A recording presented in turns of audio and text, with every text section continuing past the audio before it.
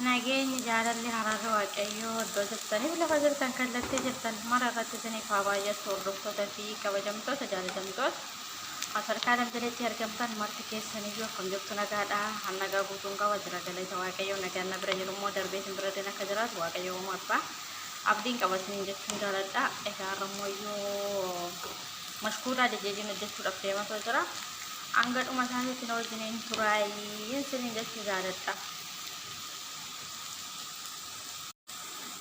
Egaa akkuma argaa jirtan asitti shunkurtiin qollaa'aa jira.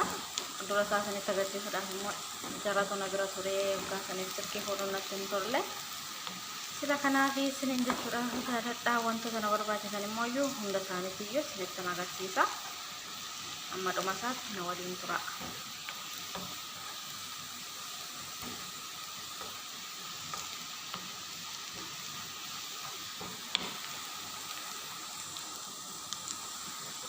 Marga kan cerita shungkurti ko brown ya gitu ya nanti shungkurti jadi kan itu dapat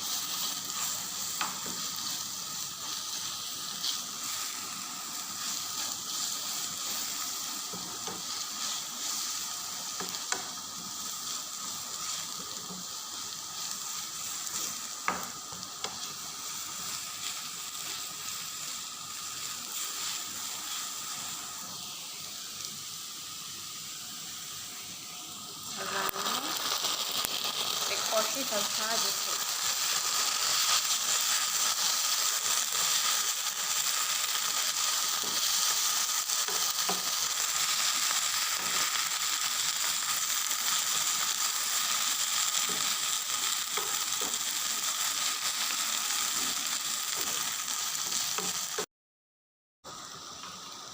Karena si aku marga tanah makara aku safi lomi toko jadi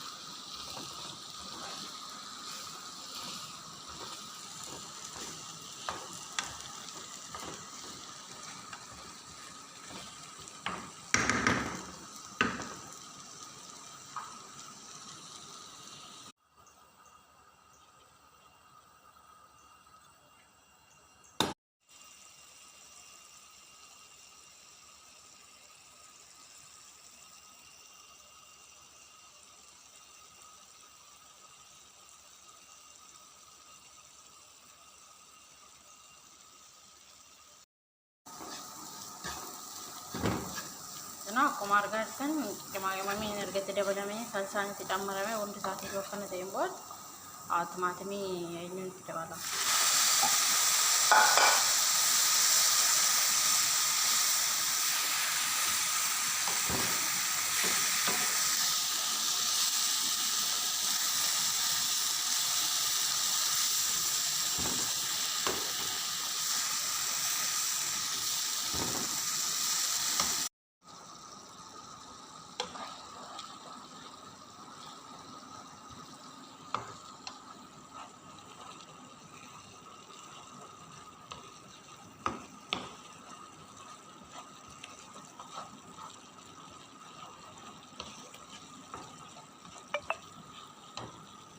Karena kumarga kan erga kana tinjazi te sosis ala bareeda ta'een qophaa'e marga kan dejeji asiin qabaduran tappasee jira. Meeshaa gosi sufnatti mijanne kan jirna bira jiru saniin galee